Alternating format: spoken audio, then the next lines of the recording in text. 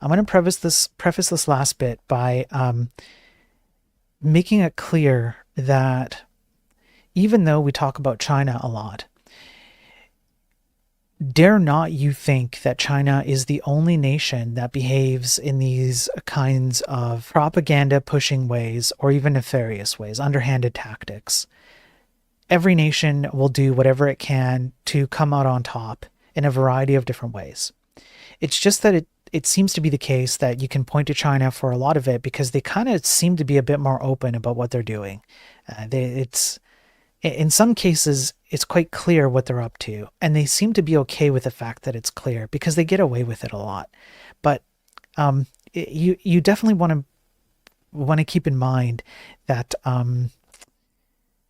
it's not just China, and the propaganda that works from when it comes out of China and you go, well, that's clearly propaganda. Well, it also works on us when we talk about China as well. I was there last year because I was having a vacation there and visiting some extended family and whatnot. And I was there for a few weeks, and to visit, absolutely beautiful place. And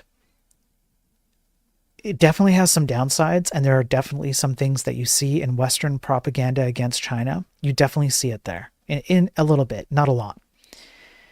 But it's not what you typically have in your head about China.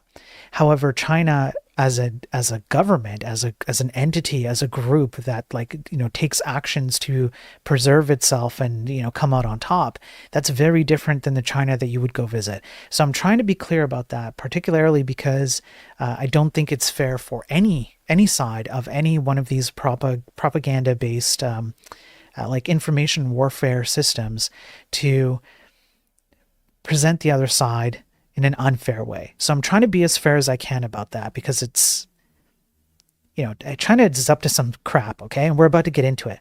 But again, just remember that this isn't just China. Everyone does it. That includes America, all right? This happens everywhere.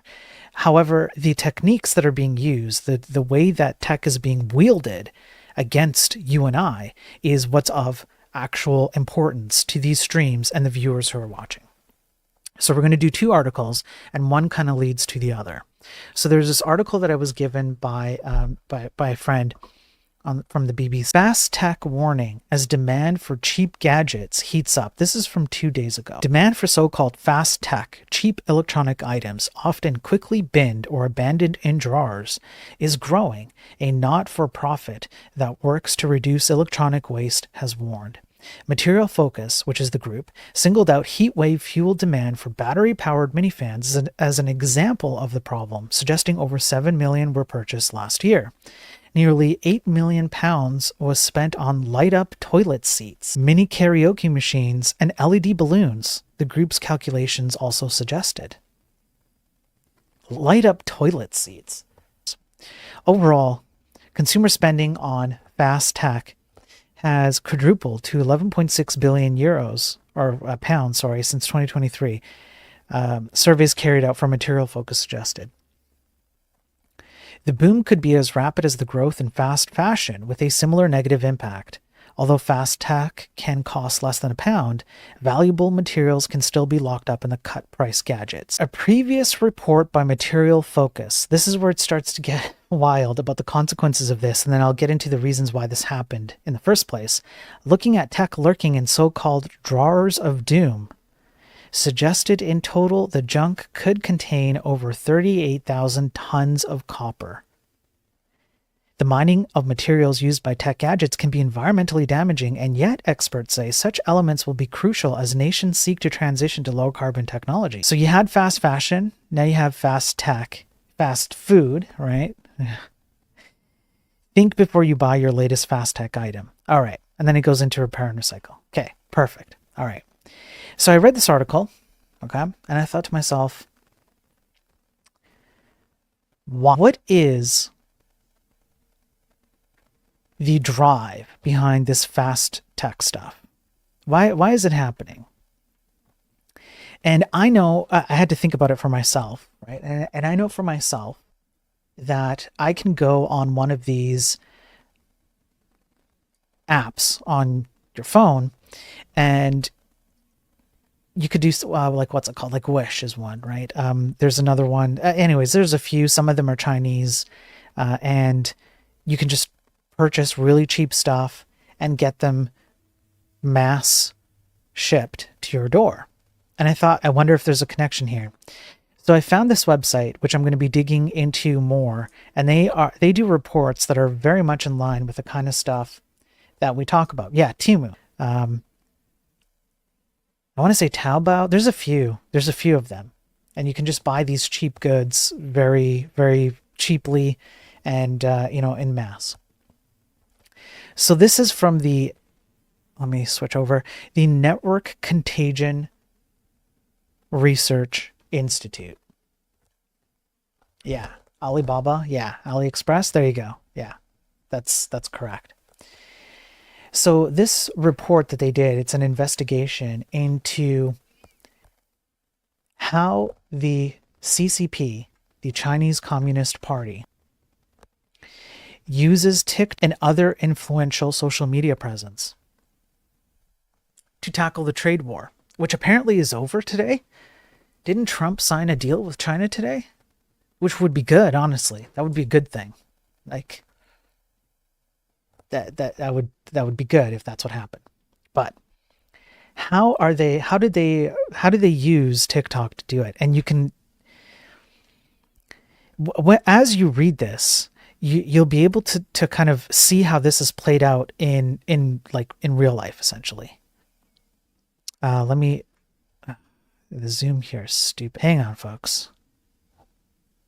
Okay, there we go. I don't know what this thing is doing. We're just going to keep it like that. I'm sorry if the print isn't quite enough on the screen. On April 2nd, 2025, President Trump announced the imposition of a reciprocal tariff policy that imposed a raft of new tariffs on global trading partners, including a 145% duty on goods imported from China. In the weeks following, mainstream media outlets have reported on a viral social media trend urging global consumers to buy directly from Chinese manufacturers in order to cut out the middleman, i.e., major Western brands, in order to buy significantly cheaper products. Though trade experts and brand ambassadors have noted that these videos are misleading and are likely advertising counterfeit and replica goods, aka cheap goods, they have received exposure of over 50 million views on TikTok alone, while Alibaba became the #1 app downloaded on iOS in the US. So I won't read the whole article, but we'll read bits and pieces of it. Essentially, these videos promote counterfeit replica goods, and they say, look, if you want to avoid the price hike that's going to come from the products that you're going to have to purchase, why don't you just buy directly from us? And they essentially say that it's the Western companies who are overcharging you. They're lying to you and they're overcharging you. But we do authentic and fair stuff as an alternative to the stuff that you now have to pay for. And people in the West generally, including myself, are distrustful of organizations at face value, of corporations at face value, of course. It makes perfect sense. And so this is going to be very appealing. The amount of engagement that has come as a result of this kind of propaganda from China worked fantastically. They got hundreds of millions of views overall. TikTok being the primary place where they spread this kind of messaging. And comments included things like, China is dismantling capitalism in the USA, and I am so happy for us. And this is how you win a trade war. Some of these things were organic, but they started off being paid campaigns by the CCP. And the proof is that the People's Daily newspaper, which is an official newspaper of the CCP, said that it was going to start promoting these kinds of campaigns to foreigners. It was out there in public. This is why I say that China is one of the easier ones to pick on when it comes to these kinds of underhanded tactics. They tend to be more open about it, but you can bet your bottom dollar that they're not the only one who does these kinds of things, right? So they attempted to do an orchestrated grassroots movement and make these things viral. And it worked. They even tied in to the NHL. So as a Canadian, I find this particularly offensive, all right? So what they started to do was pay people to post things like, look, you can buy this thing or that thing, you can get it way cheaper, etc., etc. They were quite open on Reddit. They were quite open on TikTok. They were quite open on X. It was very clear to see that some of these videos, images, posts were AI generated. Some were harder to pick up, but they have a list of, all of these things that were like harder to generate. China just 404, the luxury goods industry, it's gone, there's no coming back. You can see this exact same quote being repeated over and over and over again, etc., etc. And so you can see how much this is coordinated. I mean, this to me looks like heavy AI. I have no idea how, I don't know, this looks fake as hell to me. But people post it and etc. They went through a very detailed overview of how this worked, connected accounts, likes, messaging, images, all of it. And it worked. This got a ton of views, and it absolutely created I mean, come on, tell me, is this real? This is AI? It's so just, I don't know, maybe I'm being mean or something, but it's just like, it's so disproportionate. Anyways, it worked. There was a lot of money that was made as a result of this kind of campaign against greedy capitalist Western companies and the tariff wars that Trump initiated. They even, like I said, hijacked NHL, and you can see how they did it. They just used like NHL content and they injected this kind of stuff with it, including things like jerseys and stuff like that. You can see the uptick in the engagement. So engagement went through the roof. Purchases also went through the roof. And then luxury brands like Louis Vuitton, Hermes, and Birkin had to go on defensive, and they had to create their own video content to kind of like combat this. This is how tech is wielded in this day and age. It becomes more than just programming. It becomes more than just code. It becomes more than just binary bits, ones and zeros, and hardware executing that. It's an ideological tool. It's a military tool. It's a societal tool. It's a medical tool. It's a familial tool. It's a romantic tool. It's an entertainment tool.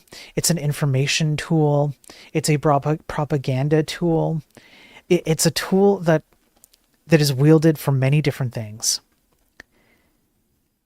And people need to understand, especially if you're in this space, that all the little decisions that you make in the tech industry have a massive impact on the world around you. We really have to get our heads out of the sand and come to this realization that we unfortunately have more power over the world around us than we want to admit we do. And I think that's the real problem, is that nobody actually wants to admit the kind of power that they wield when they're building a website or an application or a video game or whatever. They don't want to be responsible for that kind of power. It's as if they just don't say it, then it means it's not true, which means they get to sleep soundly at night. But reality does not care about whether or not you say something. It's simply true.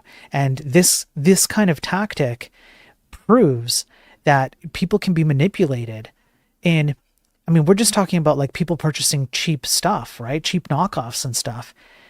Is there like a massive harm? Like probably not overall, but something so simple can be used to manipulate people and bias them to do things that they wouldn't ordinarily do. You don't think that's going to be used against you in other ways? Of course it is. That's it. That's all I have.